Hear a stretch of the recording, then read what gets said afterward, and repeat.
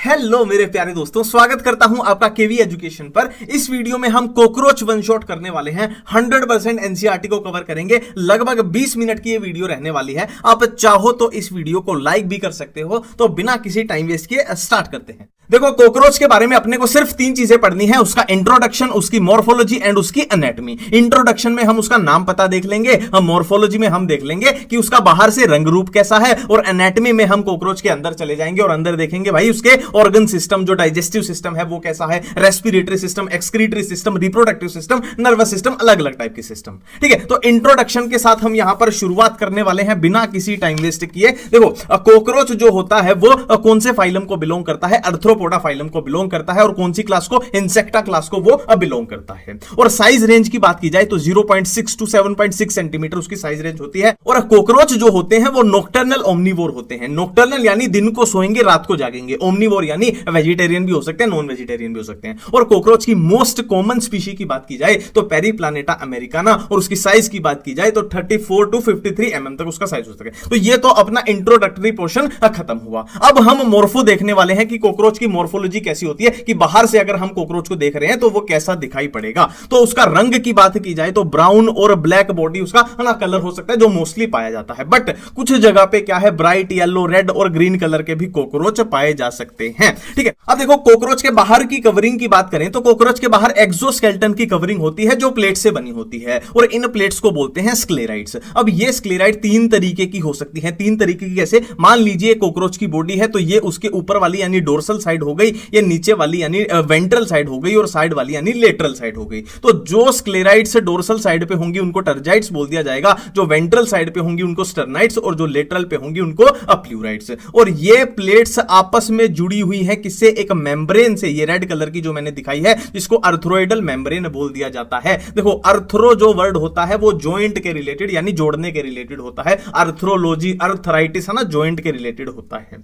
ठीक है, अब इनको आप भूल जाओगे, डोर्सल कौन सी थी, वेंट्रल कौन सी थी। तो इनकी ट्रिक मैं आपको सिंपल सी बताता हूं। Tiwari public school, TPS Tiwari public school, dorsal से वेंट्रल की साइड आपको मूव करना है। ठीक है, अब कॉकरोच की बॉडी की बात करें तो कॉकरोच की बॉडी 3 पार्ट में डिवाइडेड होती है। रेड वाला हो गया हेड, फिर ये ब्लू वाला हो गया थोरैक्स, और ये ब्लैक वाला हो गया क्या? एब्डोमेन। ये कॉकरोच की पूरी बॉडी है जो 3 पार्ट में डिवाइडेड है, हेड, थोरैक्स एंड एब्डोमेन। अब हम बारी बारी से इनकी बात करेंगे। पहले हेड की बात करेंगे, फिर थोरैक्स की बात करेंगे, फिर एब्डोमेन की बात करेंगे। सबसे पहले हम हेड की बात करना चाहते हैं। तो कॉकरोच के हेड के बारे में यहां पर जो भी लिखा हुआ है उसको समझने के लिए ये हम एक रफ डायग्राम देखेंगे। ये कॉकरोच का रेड कलर का मैंने हेड बनाया है, ब्लू कलर भरा है, ये थोरैक्स है, और ये पीछे वाला पोर्शन उसका एब्डोमेन है। अब देखिए यहां पर क्या बातें लिखी गई है कि हेड जो होता है ट्रायंगुलर इन शेप होता है। तो आप देख पा रहे हो मैंने ये ट्रायंगुलर शेप का बनाया है, पहली बात। और दूसरी बात, ये बॉडी के 90 डिग्री पे होता है। तो अगर ये कॉकरोच की बॉडी है तो हेड कुछ ऐसे 90 डिग्री पे है ना, ये 90 डिग्री पे है, ये कॉकरोच की बॉडी है। ठीक है, इसमें कंपाउंड आईज होती हैं, तो ये आंखें आप उसकी देख पा रहे हो, और सिंपल आईज इसमें नहीं होती, इसमें कंपाउंड आईज होती हैं। अब कंपाउंड आईज का मतलब क्या है ये आगे जाके अपने को पता लगेगा, उसकी टेंशन मत लो। और जो हेड है वो 6 सेगमेंट के फ्यूजन से बना है। और इसमें देखो एंटीना भी अपने को दिखाई दे रहे हैं, ये एंटीना के मेम्ब्रेन सॉकेट से अराइज हो रहे हैं। और इसका हेड जो माउथ पार्ट होते हैं वो किस टाइप के होते हैं? बाइटिंग एंड च्यूइंग टाइप के उसके माउथ पार्ट होते हैं। अब माउथ पार्ट की बात करें कॉकरोच में तो कौन से होंगे? लेब्रम जिसको अपर लिप बोल देंगे, लेबियम जिसको लोअर लिप बोल देंगे, मैंडिबल, मैक्सिला, हाइपोफेरिंक्स, और हाइपोफेरिंक्स इसमें टंग का काम करती है। ये एनसीईआरटी के डायग्राम है। लेब्रम हो गया अपर लिप, लेबियम हो गया लोअर लिप, ये हो गई मैंडिबल जो ग्राइंडिंग, यहां पे ग्राइंडिंग रीजन है इसमें दिखाई दे रहा है, और ये मैक्सिला हो गई। और मैक्सिला में ये जो बने हुए ये मैक्सिलरी पेल्प्स इसमें बने हुए हैं। ठीक है, अब थोरैक्स और एब्डोमेन को अगर समझना है, ये डायग्राम अगर आपने ढंग से देख लिया तो आपको थोरैक्स एब्डोमेन में कोई भी दिक्कत नहीं आने वाली। देखो यहां पर ये कॉकरोच का हेड है जिससे ये आंखें हैं, ये एंटीना निकल रहा है, और ये रीजन उसका थोरैक्स है, और ये रीजन उसका एब्डोमेन है जो 10 सेगमेंट में बटा हुआ है। अब थोरैक्स में आप देखिए, सिर्फ थोरैक्स पे ध्यान दीजिए। थोरैक्स में पहली चीज अपने को क्या दिखाई दे रही है कि थोरैक्स के 3 रीजन है। देखो 1 2 3, सबसे आगे वाला हो जाएगा प्रोथोरैक्स, फिर बीच वाला मीजोथोरैक्स, और लास्ट वाला मेटाथोरैक्स है ना। अब नेक्स्ट बात अपने को यहां पर क्या दिखाई दे रही है कि थोरैक्स के तीनों तीनों रीजन से पैर निकल रहे हैं। पैर जाहिर सी बात है इस साइड निकलेंगे तो इस साइड भी निकलेंगे, मतलब पेयर में निकलेंगे। तो प्रोथोरेक्स से भी पैर निकले, यहां से भी पैर निकले, यहां से भी पैर निकले, है ना, मतलब तीनों ही रीजन से लेग्स तो निकल रही हैं। अब बात कर लेते हैं विंग्स की, हाइंड विंग और फोर विंग की। देखो अब प्रोथोरेक्स से विंग्स बिल्कुल भी नहीं निकलते हैं। मीजोथोरेक्स से वन पेयर विंग, देखो अब इस साइड निकलेंगे तो इस साइड भी निकलेंगे, जाहिर सी बात है। तो मीजोथोरेक्स से वन पेयर विंग निकले, मेटाथोरेक्स से वन पेयर विंग निकले, ठीक है। अब मीजोथोरेक्स आगे वाली साइड है तो उसके विंग को फोर विंग बोल दिया जाएगा। फोर मतलब आगे वाले, हाइंड मतलब पीछे वाले, यानी वो मेटा से निकलेंगे। अब इनके फंक्शन की बात कर लेते हैं। देखो जाहिर सी बात है ये हाइंड विंग अगर ये नॉर्मल पोजीशन में बैठा रहे, अगर ये उड़ नहीं रहा, नॉर्मली बैठा है, तो ये हाइंड विंग ऐसे बंद हो जाएंगे और फोर विंग इनको ऐसे कवर कर लेंगे, है ना, ये आराम से बैठ जाएगा। मतलब एक बात तो अपने को समझ में आ गई कि फोर विंग इनको कवर करते हैं। कवर करते हैं तो उसका एक खास मकसद होता है कि इनको वो प्रोटेक्ट करते हैं। क्यों प्रोटेक्ट करते हैं? क्योंकि हाइंड विंग जो होते हैं वो मेम्ब्रेनस, बिल्कुल पतले से, ट्रांसपेरेंट, है ना। क्यों? क्योंकि वो उड़ने के लिए काम आते हैं। ये किसके काम आते हैं? इनको प्रोटेक्शन देने के, इसलिए ये मजबूत होंगे। देखो मैंने यहां पे दिखाया भी है, ये ट्रांसपेरेंट और ये मैंने डार्क, ओपेक, लेदरी, ये मैंने करके दिखाई है, ठीक है। ये बात अपनी विंग्स वाली यहां पे कवर होगी। अब डोमेन की बात हम कर चुके हैं कि ये 10 सेगमेंट में बटा हुआ होता है। मेल की बात कर लो चाहे फीमेल की, इसमें 10 सेगमेंट प्रेजेंट होते हैं। बट फीमेल के अंदर होगा क्या? एब्डोमेन का जो 7वां, 8वां और 9वां सेगमेंट होता है वो मिलके क्या बना देता है? वो बोट शेप बन जाता है। और बोट शेप बनके वो क्या बना देता है? ब्रूड पाउच और जेनेटल पाउच वो बना देता है। यहां तक बातें बिल्कुल क्लियर हैं। अब देखो दो कंफ्यूजन आते हैं, एक होता है एनल सरसाई, एक होता है एनल स्टाइल। देखो एनल सरसाई का फंक्शन होता है सेंसरी, यहां पर कंफ्यूजन होती है तो मैं आपको ट्रिक बता रहा हूं। देखो एनल सरसाई का फंक्शन होता है सेंसरी। अब सेंसरी फंक्शन है तो जाहिर सी बात है मेल फीमेल से उसका कोई भी लेना देना नहीं है, मतलब मेल में भी होगा फीमेल में भी होगा।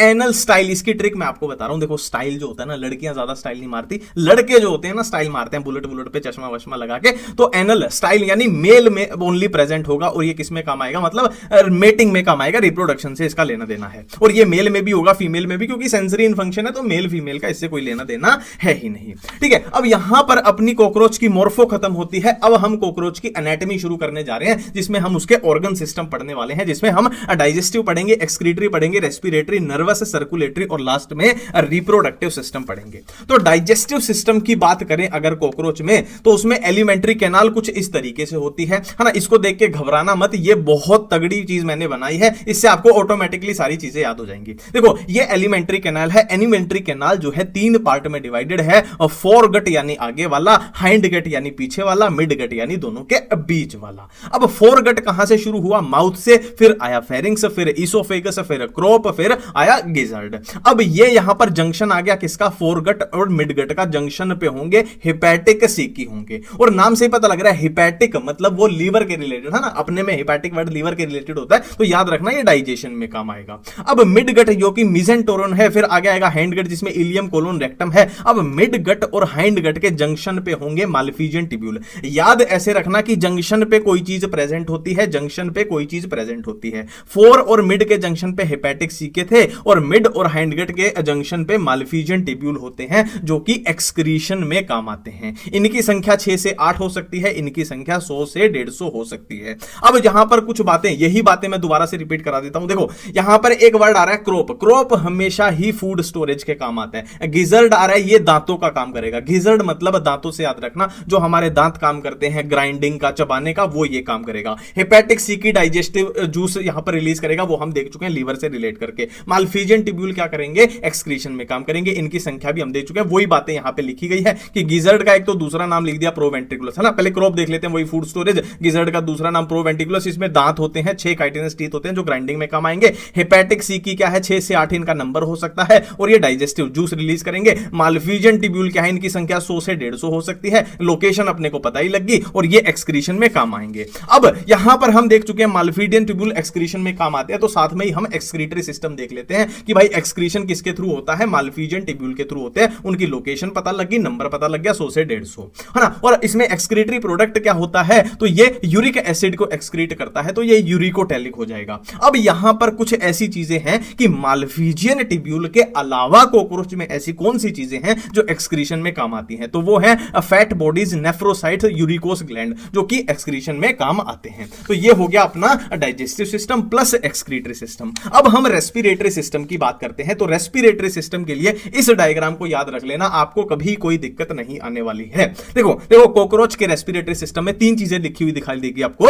एक स्पाइरिकल होंगे, एक ट्रेकिया होंगे, एक ट्रेकियल्स होंगे। तो कुछ मत सोचो, जो अपने अंदर ह्यूमंस के अंदर, इंसानों के अंदर जो रेस्पिरेटरी सिस्टम होता है उससे इसको रिलेट कर दो। रिलेट कैसे करना है? स्पाइरिकल को नोस्ट्रिल अपनी नाक से रिप्लेस कर दो, ट्रेकिया को ट्रेकिया रहने दो जो अपने अंदर ट्रेकिया होती है, और ट्रेकियोल्स को जो हमारे अंदर अल्वियोलाई होती है जहां से गैसियस एक्सचेंज होता है उससे रिप्लेस कर दो।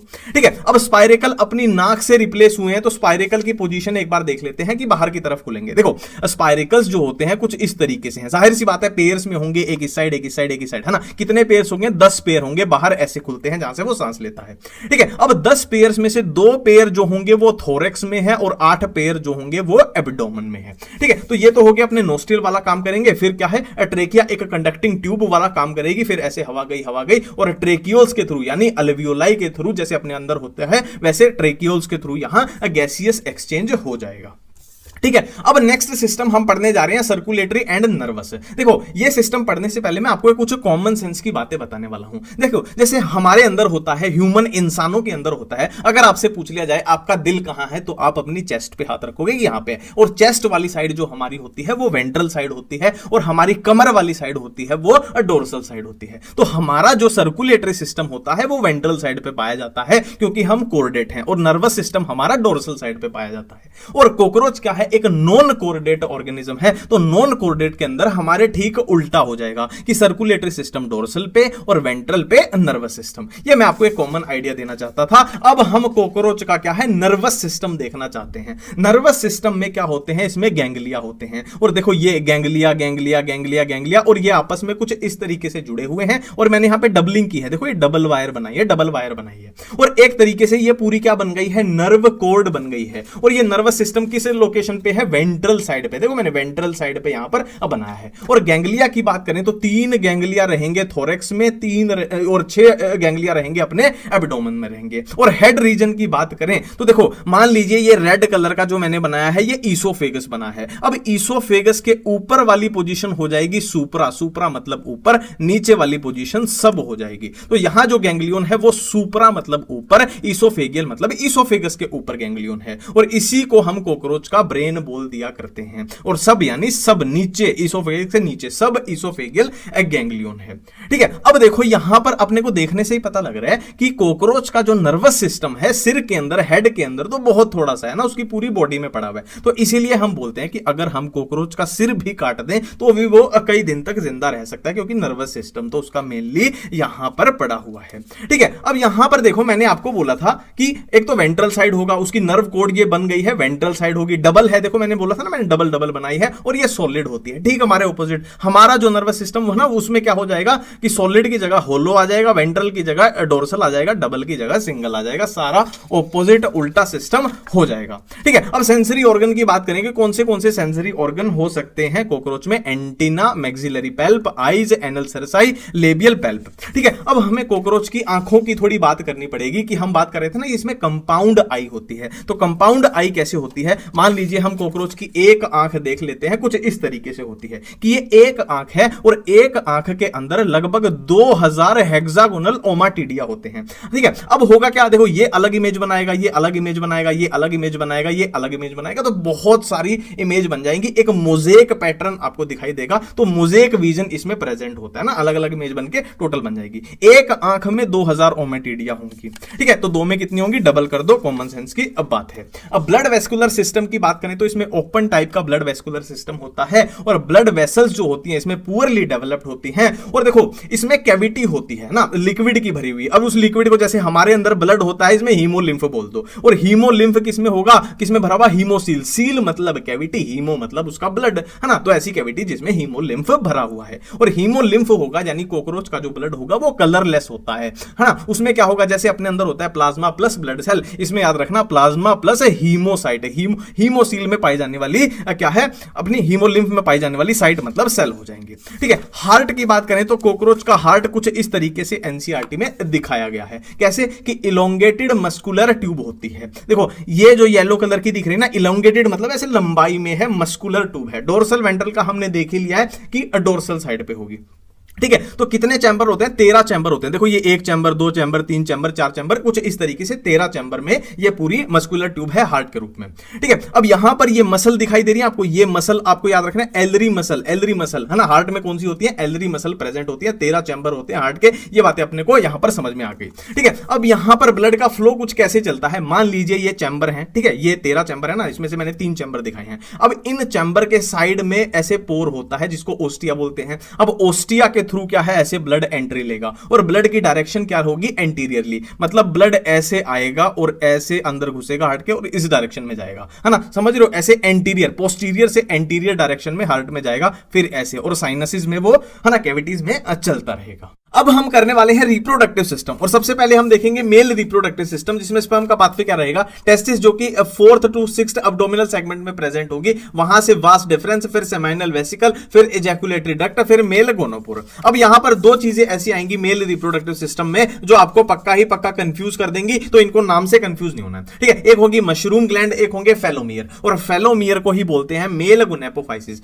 मशरूम ग्लैंड की लोकेशन क्या होगी? 6 से 7वां एब्डोमिनल सेगमेंट, और इसका फंक्शन क्या होगा? एक्सेसरी रिप्रोडक्टिव ग्लैंड की तरह ये काम करेगा। और मेल गोनोपोफाइसिस की बात करें तो ये एक्सटर्नल जेनिटेलिया की तरह काम करता है। ये एसिमेट्रिकल स्ट्रक्चर है, कैसी? काइटिनस एसिमेट्रिकल स्ट्रक्चर, और ये मेल गोनोपोर को क्या है? सराउंड करता है। ठीक है, अब देखो बात कर ली जाए, देखो जो स्पर्म होगा वो स्टोर हो जाएगा सेमाइनल वेसिकल में, और सेमाइनल वेसिकल में वो स्टोर होगा ना, वो अपने स्पर्म जो होगा आपस में चिपक के बंडल्स बना लेगा, और उन बंडल्स को बोलेंगे स्पर्मेटोफोर। ठीक है, अब जब कोपुलेशन होगी, जब डिस्चार्ज होगा मेल कॉकरोच का, तो जो रिलीज होगा वो स्पर्मेटोफोर होगा। और फीमेल रिप्रोडक्टिव सिस्टम जिसमें ओवरी होती है, और ओवरी में ओवेरियल्स होते हैं, जो 8-8 याद रखना कि लगभग ईच ओवरी में 8-8 ओवेरियल होते हैं। अब देखो जो फीमेल होगी वो एग रिलीज करेगी, और मेल के स्पर्म कहां थे? स्पर्मेटोफोर में। ठीक है, तो दोनों मिल जाएंगे तो फर्टिलाइजेशन होगी। अब जो फर्टिलाइज्ड एग जो है वो ऊथिका नाम का एक कैप्सूल है उसमें अरेंज हो जाएंगे। ठीक है, अब यहां पर नंबर में थोड़ा ध्यान रखना कि एवरेज फीमेल जो होती है 9 से 10 ऊथिका प्रोड्यूस कर सकती है, और एक ऊथिका के अंदर 14 to 16 एग होते हैं, तो टोटल लगा लीजिए कितने एग हो जाएंगे। ठीक है, अब ये ऊथिका जो कैप्सूल बन चुका था जिसमें फर्टिलाइज्ड एग है, ये कहीं भी सूटेबल सरफेस है, मॉइस्चर है जहां पे, वहां पे वो चिपक जाएगा, और फिर उसमें आगे डेवलपमेंट होगी। और डेवलपमेंट जिसकी पेरीप्लानेटा अमेरिकाना जो मोस्ट कॉमन स्पीशीज थी उसकी बात करें तो पोरो मेटाबोलस टाइप की इसमें डेवलपमेंट होती है, जिसमें 13 टाइम माउल्टिंग होगी। निम्फ से अडल्ट बनने में 13 बार माउल्टिंग होगी, फिर अडल्ट बनेगा। ठीक है, अब यहां पर एक बात याद रखना, निम्फ के अंदर विंग पैड होते हैं, और जबकि एडल्ट कॉकरोच जब बन जाएगा तो उसके अंदर विंग्स आ जाते हैं, जबकि निम्फ के अंदर विंग पैड्स होते हैं।